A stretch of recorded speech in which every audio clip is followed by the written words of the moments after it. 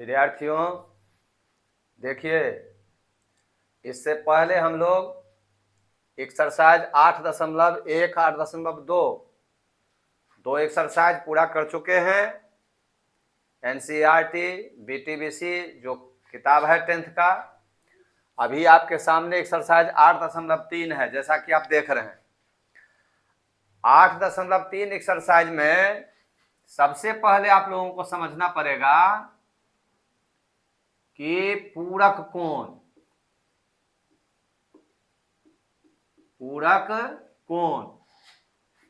या अनुपूरक कोण,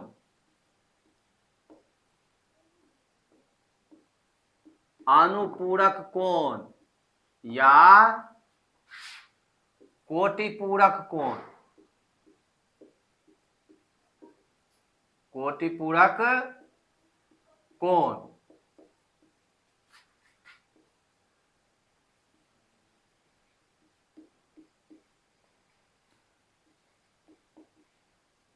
कॉम्प्लीमेंट्री एंगल्स, पूरक कोण, अनुपूरक कोण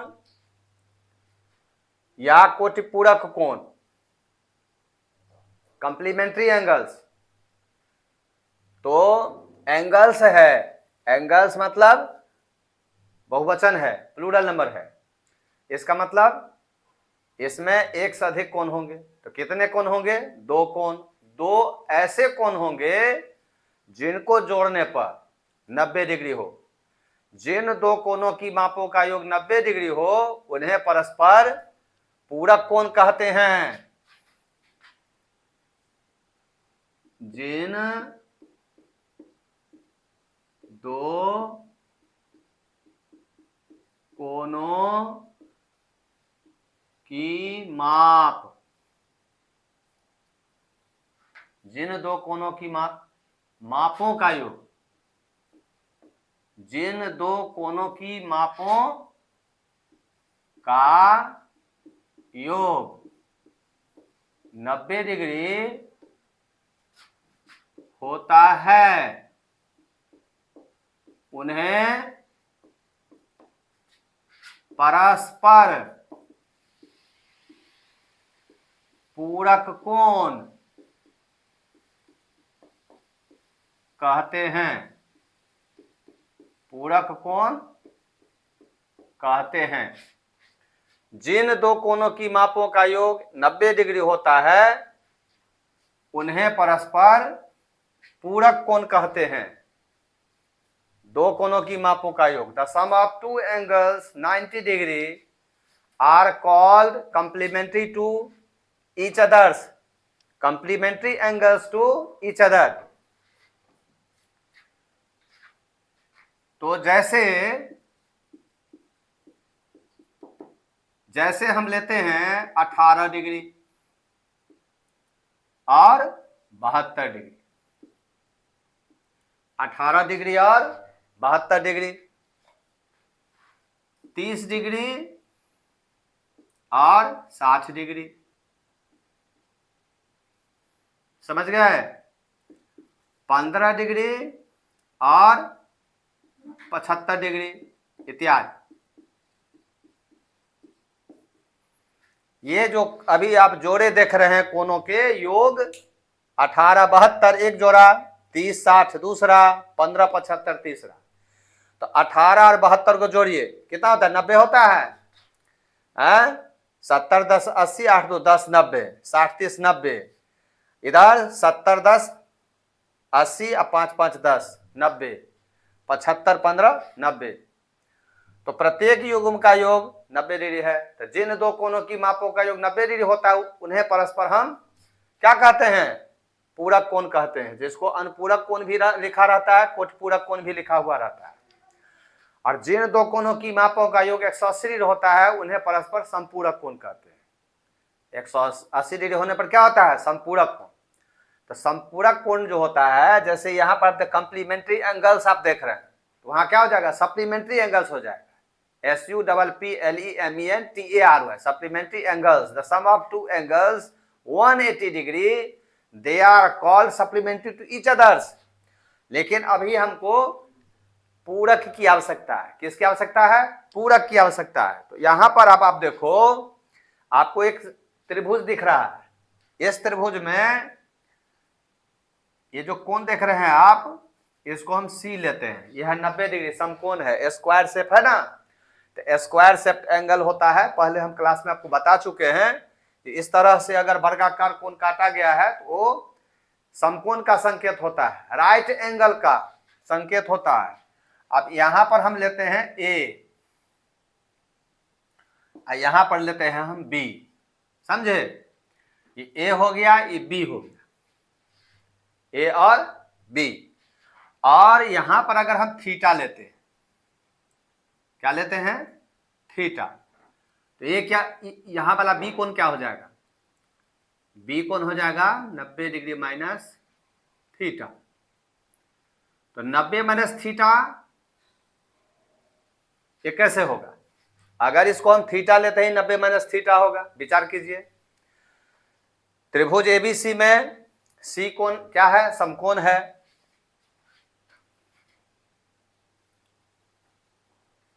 यहां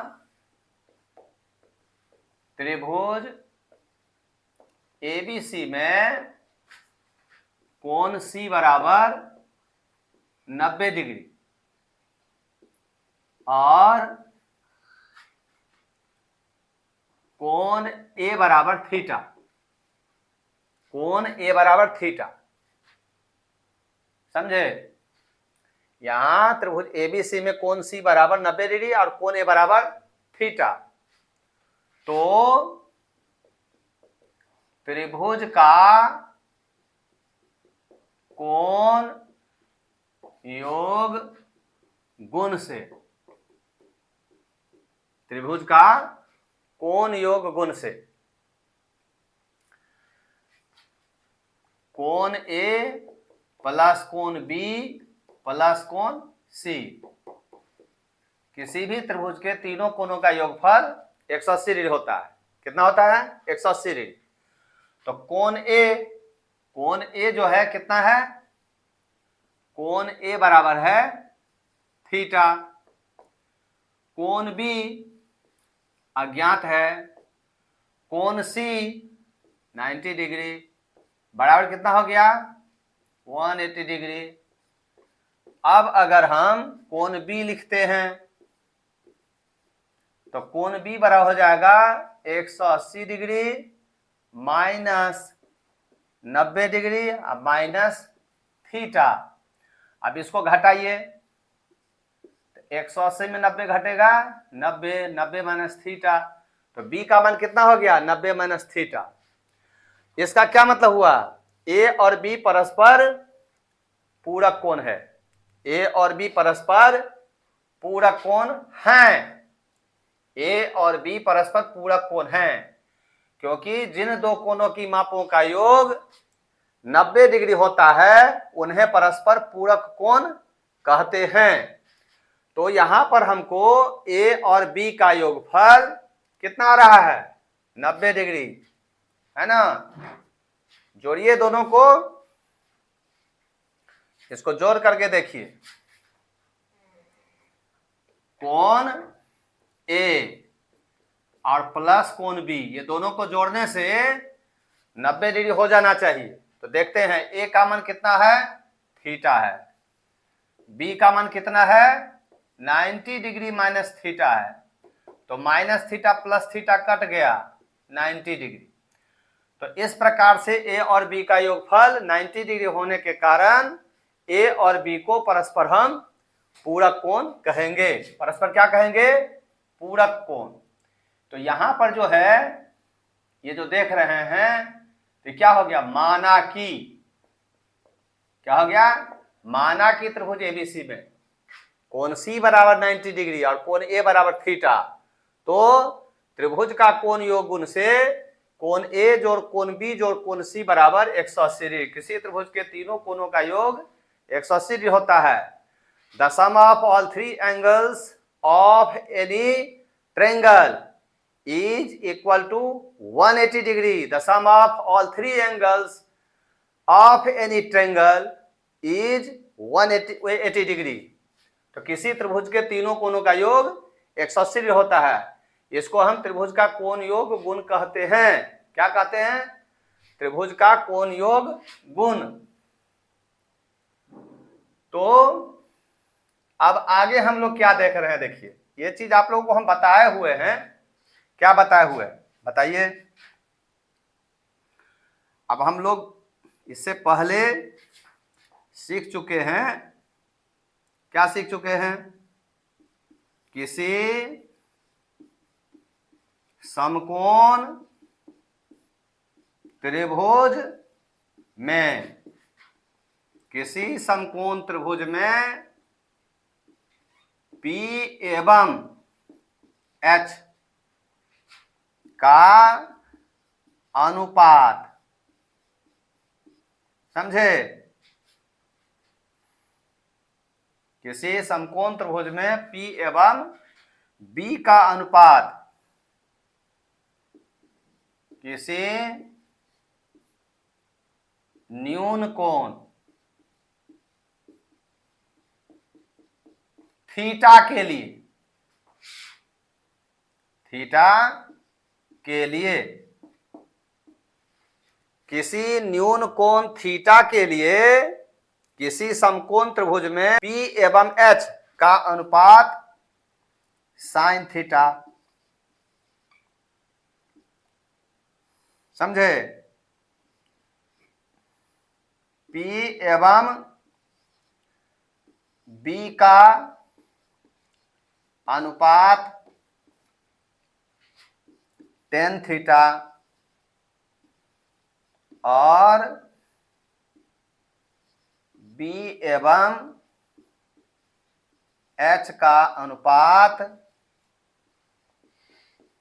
कॉस थीटा होता है।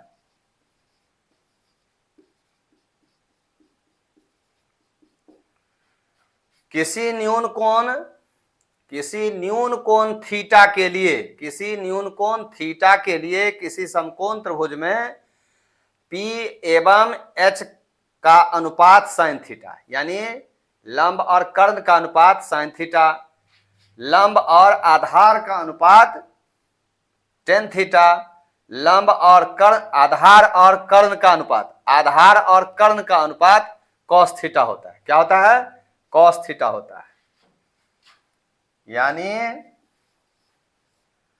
साइन थीटा बराबर P बटे H, कॉस थीटा बराबर B बटे H और टेन थीटा बराबर P बटे B, P बटे B। तो विस्तार में हम नहीं जाएंगे, ये सब हम लोग पहले क्लास, इससे पहले वाले क्लास में जो है हम लोग सीख चुके हैं। तो ज़्यादा विस्तार में जाने की जरूरत नहीं है। एक्सरसाइज जो है, नया एक्सरसाइज शुरू हुआ है तो थोड़ा हल्का हम लोग चर्चा कर लिए हैं। तो पूरा कौन समझ गए आप लोग? इसके बाद जो है ये सब चीज़ जो है पुनः हम लोगों को जो है स्मृति में पुनः आ गई। चर्चा के क्रम में हम लोग जो है दिक्कत नहीं होना चाहिए अब जो आगे हम लोग बढ़ेंगे उसमें। और यहाँ पर आप देख रहे हैं इस समकोण त्रिभुज में सी कोण समकोण है ए और ई। ए अगर थीटा हुआ तो बी 90 माइनस थीटा क्यों हुआ, ये समझा दिया गया। अब हम लोग आगे बढ़ते हैं। ये बात जब हम समझ गए हैं तो हम लोग लिखेंगे अब समकोण त्रिभुज। अभी देखिए सी कोण समकोण है तो यहां पर लिखे, यहां लिखे हैं क्या? A B C. यहां पर लिखना पड़ेगा ए सी बी, ए सी बी में, ठीक। अब समकोण त्रिभुज ए सी बी में, ए सी बी में हम लिखते हैं, खूब बढ़िया से देखिएगा, साइन बी। क्या लिख रहे हैं? Sine B. तो साइन बी क्या होगा? P बटे H, यहां पर बता दिया गया आपको, देखिए साइन थीटा P बटे H। तो क्या होता है? B कोण के लिए P जो होगा जब कभी भी कहीं किसी प्रश्न में समकोण त्रिभुज में जब हमको P खोजना है तो जो कोण लिया गया है उस कोण से, जो कोण लिया गया है उस कोण से के सामने की भुजा लेना है। तो जैसे यहां पर आपको B कोण लिया गया है, तब B कोण के सामने क्या है? AC है। B कोण के सामने क्या है? AC। तो B कोण के लिए लंब हो गया AC, P हो गया परपेंडिकुलर AC। H हो गया समकोण के सामने की भुजा, समकोण है C, इसके सामने हो गया AB। तो क्या हो गया? Sign B। साइन B हो गया P बटे H, AC बटे AB। AC बटे AB मतलब लंब बटे कर्ण, यानी लंब और कर्ण का अनुपात। अब इसमें हम आगे बढ़ेंगे तो साइन B जो है 90 माइनस थीटा है। साइन B को हम लिख सकते हैं 90 डिग्री माइनस थीटा। तो साइन 90 डिग्री माइनस थीटा क्या हुआ? AC बटे AB। क्या हो गया? AC बटे AB। AC बटे AB। अब इसको हम समीकरण 1 लेते हैं। क्या लेते हैं? समीकरण 1। अब साइन B के बाद हम कॉस A निकालेंगे। क्या निकालेंगे? Cos A। फिर कॉस A बराबर, तो कॉस थीटा क्या होता है? B बटे H। आप यहां देखिए कॉस थीटा B बटे H है, यानी आधार और कर्ण का अनुपात। तो कॉस A लिया गया है। कॉस A होता है आधार और कर्ण का अनुपात। तो आधार का मतलब जो न्यून कोण लिया गया उसकी संलग्न भुजा। तो A न्यून कोण है, A की संलग्न भुजा है AC, यानी न्यून कोण A की संलग्न भुजा हो गया AC। संलग्न भुजा हम समझाए थे आप लोगों को, तो उस न्यून कोण को बनाने वाली छोटी भुजा संलग्न भुजा और उस न्यून कोण को बनाने वाली बड़ी भुजा कर्ण। तो ए न्यून कोण को AC और AB है ना बनाती है। तो AC छोटी भुजा है, AB बड़ी भुजा है। तो AC हो गया संलग्न भुजा आधार और AB हो गया कर्ण। तो AC बटे AB। अब आप देखिए यहां पर जैसे B के जगह हम 90 माइनस थीटा लिखे हैं, तो A के जगह लिखा हुआ है थीटा। तो A के जगह हम लिख देंगे कॉस थीटा। ये हो गया AC बटे AB। AC बटे AB। ये हो गया समीकरण 2। अब आप देखिए गौर से, दो समीकरण आपको मिला, 1 और 2। समीकरण 1 में क्या देख रहे हैं? समीकरण 1 में है AC बटे AB दाहिना पक्ष RHS में। दूसरा समीकरण में क्या है? AC बटे AB। AC बटे AB। तो दोनों समीकरणों का RHS बराबर प्राप्त हुआ। समीकरण 1 और समीकरण 2 दोनों का दाहिना पक्ष RHS को बोलते हैं, राइट हैंड साइड, वे बराबर प्राप्त हो रहे हैं, है ना। तो दो समीकरणों का एक पक्ष बराबर हो तो दूसरा पक्ष भी बराबर होंगे। तो 1 और 2 का दाहिना पक्ष बराबर है, इसलिए इसका बायां पक्ष भी बराबर होगा। तो हम लिख सकते हैं अतः समीकरण 1 एवं 2 से, 1 एवं 2 से साइन 90 डिग्री माइनस थीटा बराबर कॉस थीटा लिख सकते हैं। साइन 90 डिग्री माइनस थीटा बराबर कॉस थीटा। तो इसी तरह से आप लोग बाकी जो है, बाकी जो अनुपात है उसके लिए भी आप उसको ज्ञात कर सकते हैं। इसको अगर हम तो क्या लिखेंगे? इसी प्रकार, सिमिलरली, इसी प्रकार जैसे sine 90 minus theta cos theta हुआ है, तो हम कह सकते हैं कॉस 90 डिग्री माइनस थीटा बराबर साइन थीटा। समझे?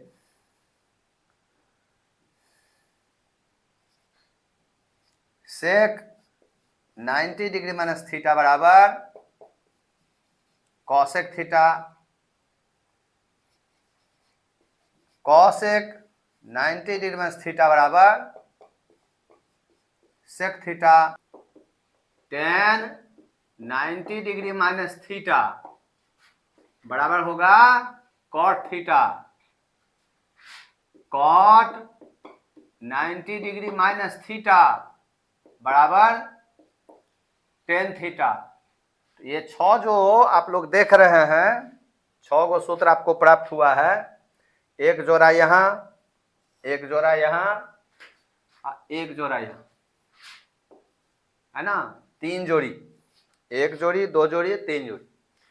तो इसको आपको याद कर रखना पड़ेगा, याद करके रखना पड़ेगा। तो जैसे कि आपने यहां पर आपको बता दिया गया है किस तरह से प्राप्त हुआ है। अगर आपको जैसे मान लीजिए सेक और कॉसेक को देखना है तो हम लिखेंगे, देखिए क्या है, सेक 90 डिग्री माइनस थीटा, तो सेक 90 डिग्री माइनस थीटा क्या है, सेक बी हो गया, सेक बी।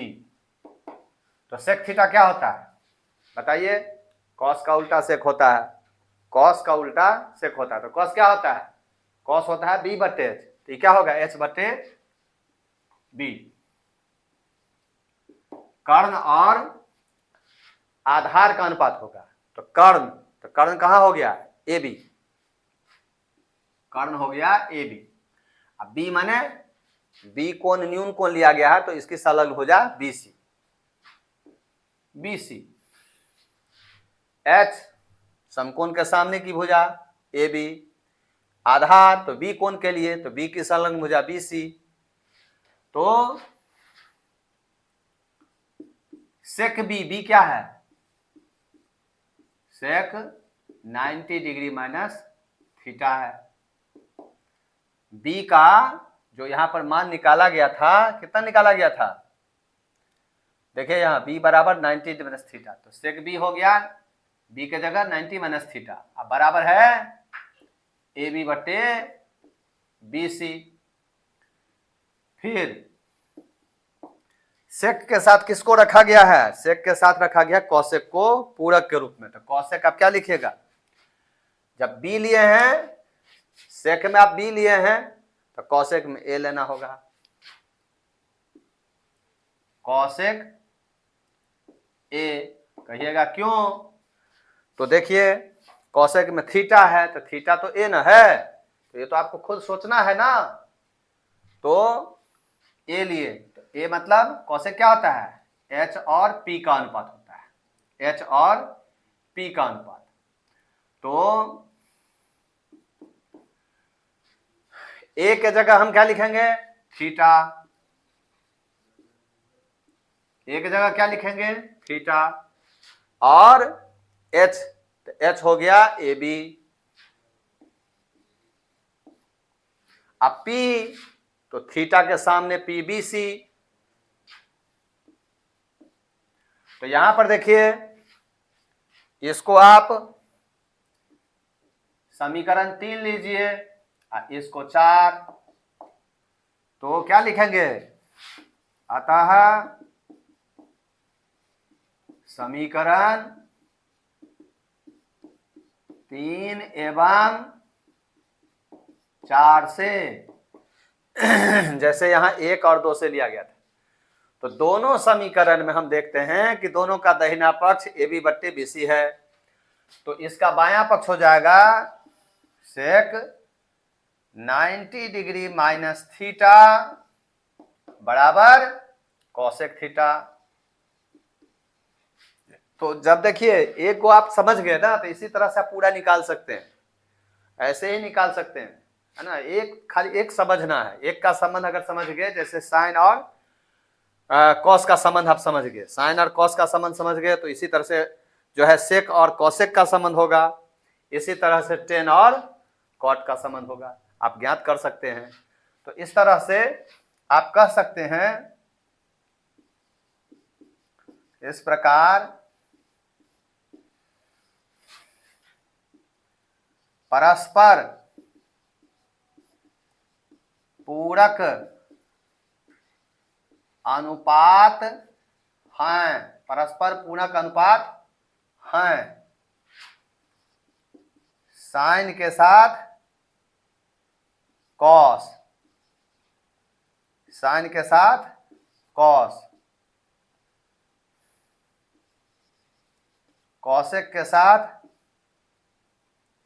सेक, कॉसेक के साथ क्या लेंगे, सेक, ये हैं, और टेन के साथ कॉट। साइन का कॉस तो कॉस का साइन, कॉसेक का सेक तो सेक का कॉसेक, टेन का कॉट तो कॉट का टेन। तो पूरक में आपको साइन कॉस को एक साथ रखना है, ध्यान में रखना है, कॉसेक सेक को एक साथ रखेंगे, टेन कॉट को एक साथ रखेंगे। तो साइन 90 माइनस थीटा कहेंगे तो कॉस थीटा हो जाएगा, कॉस 90 माइनस थीटा कहेंगे तो साइन थीटा हो जाएगा।